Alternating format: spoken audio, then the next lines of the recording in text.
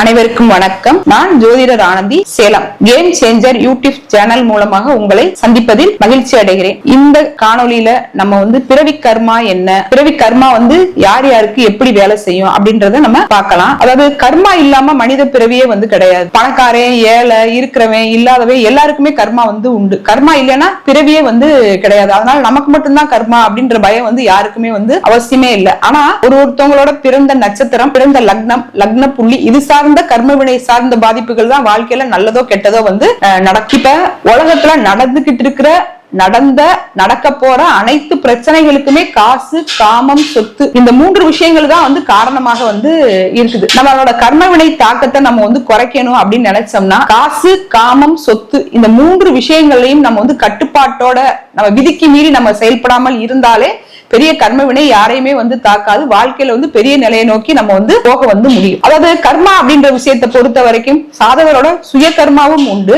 பாட்டனோட கர்மாவும் உண்டு, தந்தையோட கர்மாவும் உண்டு. இந்த மூணு விதமான கர்மாவின் மூலமா தான் நம்மளோட லைஃப் ரன் ஆகும்.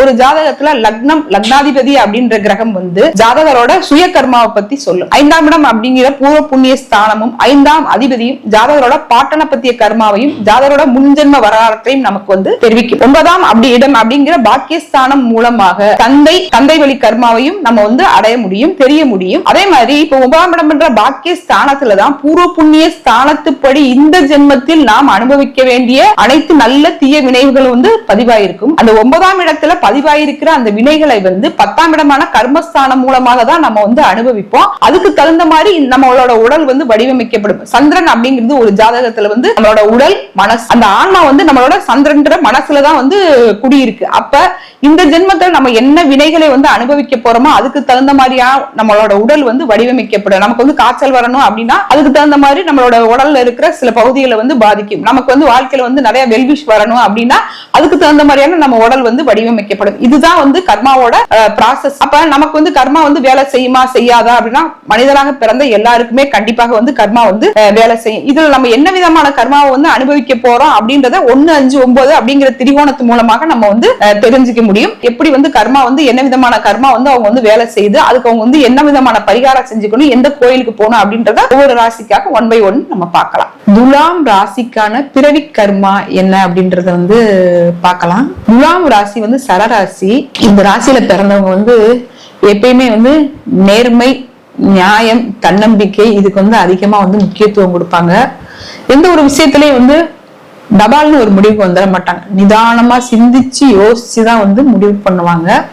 அதே நேரத்துல ஏதாவது ஒரு பிரச்சனை வர்ற மாதிரி இருந்துச்சுன்னா அந்த இடத்துல தன்னோட வாதத்தை கொண்டு போய் வைக்க மாட்டாங்க. அந்த இடத்துல இருந்து அவங்க நழுவி போயிருவாங்க. ஒரு வாக்கு கொடுக்கறதுக்குன்னு பல விஷயங்கள்ல பல நேரங்கள்ல அவங்க யோசிப்பாங்க. எதனாலுமே தீர்க்கமா யோசிப்பாங்க. என்னடா அவங்க இவ்வளவு தூரம் யோசிக்கிறாங்க, எதனால இவ்வளவு தூரம் யோசிக்கிறாங்க அப்படின்னு கேட்டீங்கன்னா அவங்க ராசியில சனி பகவான் உச்சமாகிறாரு. சனி பகவான் எப்பயுமே ஸ்லோ பிளானட். ஆனா இது சரராசி. சரராசியாக இருந்தா கூட சனி பகவான் அந்த ராசியில உச்சமாகிறதுனாலையும் சூரியன் நீச்சமாகிறதுனாலையும் அவங்களோட முடிவுகள் எப்பயுமே நிதானமாக, தீர்க்கமாக, தன்னம்பிக்கை நிறைந்ததாக இவங்க வாழ்க்கையில பிறவி கர்மா அப்படின்னா கலத்திர தோஷங்க. ஏன்னா இது காலபுருஷ 7ஆம் இடமா, இதுல உள்ள நட்சத்திரங்கள் என்ன அப்படின்னு பார்க்கும்போது சித்திரை, சுவாதி, விஷாகம். எந்த ஒரு கிரகம் அவங்களுக்கு சுவாதியில இருந்தாலும் சரி அவங்களுக்கு திருமண தடை அதிகமாக இருக்கும்.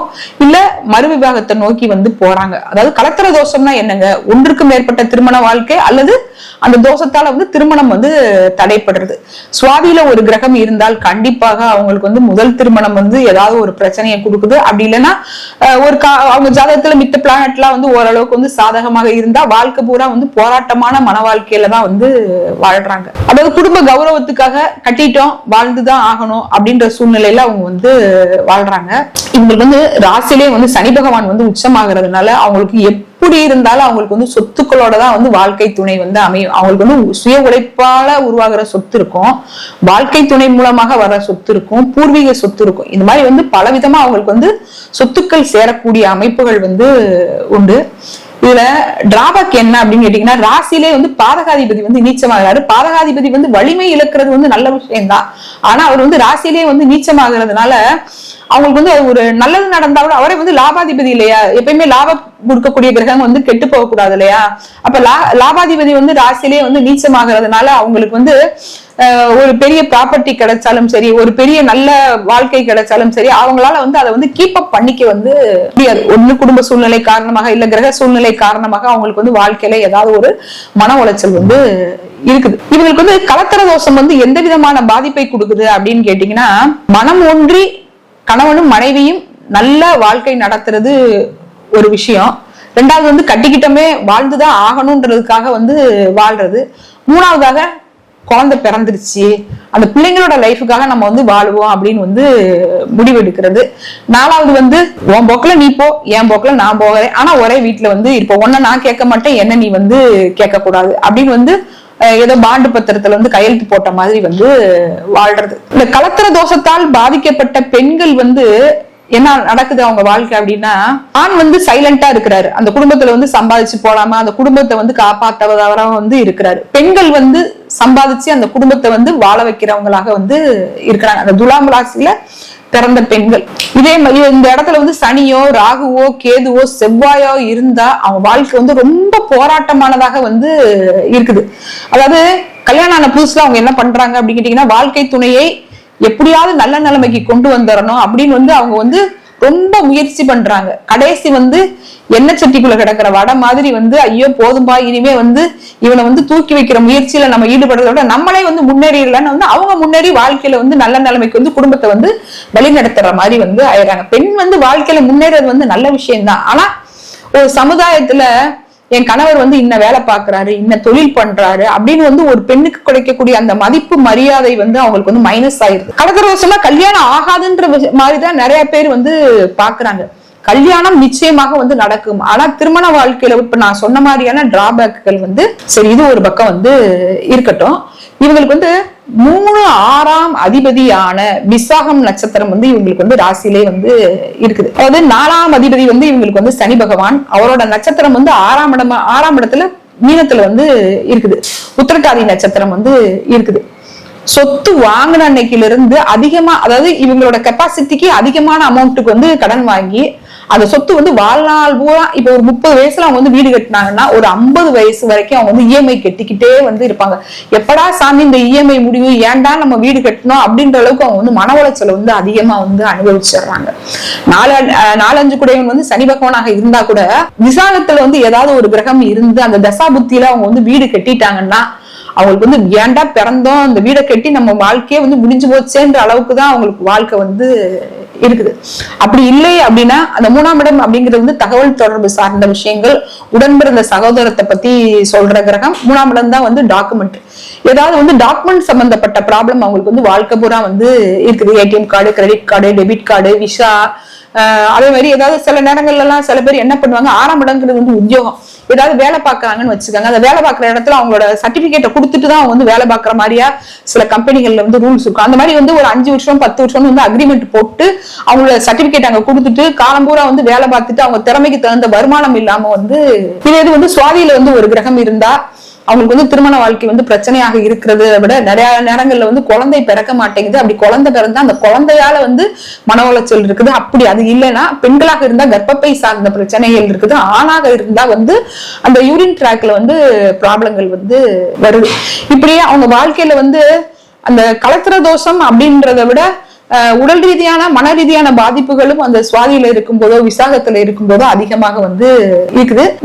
சித்திரையில இருந்தா அப்ப பிரச்சனை கிடையாதா அப்படின்னு கேட்டீங்கன்னா, அது வந்து 2-7 குடையவனோட நட்சத்திரத்துல இருக்கும்போது வாழ்க்கை துணை மூலமாக வந்து ஒரு வருமானம் வந்துருது. வாழ்க்கை துணை ஒரு வேலைக்கு போவாங்க, இவங்க ஒரு வேலைக்கு போவாங்க, போகும்போது ஈவினிங் தான் வீட்டுக்கு வருவாங்க. பெரிய பிரச்சனைகள் வந்து வராது. ஏதோ ஒண்ணு சமைச்சாங்களா, சாப்பிட்டாங்களா, படுத்து தூங்கினோமா அப்படின்னு லைஃப் வந்து ஒரு மாதிரி போயிருது. ஆனா அந்த சுவாதியிலையும் விசாகத்திலையும் இருக்கிறவங்க வந்து நிறைய சிரமங்களை வந்து சந்திக்கிறாங்க. இன்கேஸ் லக்ன புள்ளி சுவாதியில இருந்தாலோ லக்ன புள்ளி வந்து விசாகத்துல இருந்தாலோ அவங்க லைஃப் வந்து கொஞ்சம் வந்து டிராஜடியா தான் வந்து இருக்குது. கல்யாணத்துக்கு முன்னே எப்ப கல்யாணம் ஆகும்னு வந்து ஆசைப்படுறாங்க. கல்யாணம் ஆனதுக்கு அப்புறம் ஏன்டா கல்யாணம் ஆனது அப்படின்னு ஆசைப்படுறாங்க. 90% வாழ்க்கை அப்படிதான் வந்து இருக்குது. ஆனா கூட ஒரு ஏதோ ஒரு நேரத்துல வந்து கஷ்டம் இருந்தா கூட ஏதோ ஒரு நேரத்துல வந்து அவங்க வந்து சந்தோஷத்தை அனுபவிச்சுறாங்க. ஆனா இந்த ஏதாவது ஒரு பிளானட்டோ லக்ன புள்ளியோ சந்திரனோ இந்த சுவாதியிலையும் விசாகத்திலையும் இருக்கும்போது அவங்க லைஃப் வந்து கொஞ்சம் வந்து ஏன் பிறந்த பூமியில அப்படின்ற அளவுக்கு தான் வந்து போகுது. சரி, இவங்களுக்கு என்ன விதமான ரெமடி இருக்குது? ஸ்ரீரங்கம் தாங்க இந்த துலாம் ராசிக்கு பக்காவான ஒரு ரெமடி. எவ்வளவு பெரிய கலத்திர தோஷங்கள் இருந்தாலும் நீங்க வந்து ஸ்ரீரங்கத்துக்கு போகணும், ரங்கநாதரை கும்பிடணும், ரங்க நாச்சியாரை கும்பிடணும். குறிப்பா வந்து வெள்ளிக்கிழமை ஆணாக இருந்தா வெள்ளிக்கிழமை காலையில 6 to 7 சுக்கிர ஓரையில வந்து ஸ்ரீரங்கநாதரையும் ரங்கநாச்சியாரையும் வந்து பார்க்கணும். பெண்ணாக இருந்தால் செவ்வாய்க்கிழமை காலையில 8 to 9 சுக்கிர ஓரையில ரங்கநாதரையும் மகாலட்சுமி தாயார் ரங்கநாச்சியார நம்ம வந்து பார்க்கும்போது அவங்களுக்கு அங்க கோயில்ல வந்து ஒரு 2 மணி நேரம் கண்டிப்பாக இருக்கணும். ஒரு பிரார்த்தனைக்கு நம்ம வந்து கோயிலுக்கு போயிட்டா கண்டிப்பாக 2 மணி நேரம் ஒரு லக்னம் வந்து அவங்க இருந்துட்டு வரும்போது அவங்க ஜாதக ரீதியான தோஷங்களும் சாபங்களும் விலகி வாழ்க்கையில வந்து நிச்சயமாக மறுமலர்ச்சி உண்டாகிறது. இப்ப நம்ம பரிகாரம் சொல்லியாச்சு. இனிமே அந்த பரிகாரத்தை பயன்படுத்தி உங்க வாழ்க்கையில நீங்க வந்து வெற்றி பெறுறது உங்களோட கடமை. நன்றி, வணக்கம். இப்ப ரொம்ப நாளா நீங்க வந்து பல ஒரு மன உளைச்சல் இருக்கீங்க, தீராத பிரச்சனைகள் வந்து பல வருடமாக இருக்குது அப்படின்னா பிரசன்னம் பார்த்து அதுக்கு முறையான தீர்வுகள் உங்களுக்கு ஏற்பாடு பண்ணி தர முடியும். நல்ல குழந்தைகளுக்கு வந்து நல்ல பேர் வச்சு கொடுக்கறது, தொழில் நிறுவனத்துக்கு நல்ல பேர் வச்சு கொடுக்கறது, அதிர்ஷ்ட ரத்தினங்கள் வந்து தேர்வு செஞ்சு கொடுக்கறது, இந்த மாதிரி உங்களுக்கு என்ன விதமான தேவைகள் இருக்குதோ அதுக்கு வந்து நம்மளால தீர்வு வந்து கொடுக்க முடியும். இப்படி உங்க வாழ்க்கைக்கு என்னென்ன தேவையோ அனைத்து தேவைகளுக்கும் என்னை வந்து வாட்ஸ்அப் மூலமாக வந்து தொடர்பு கொள்ளலாம். என்னோட போன் நம்பர் வந்து 9865220406.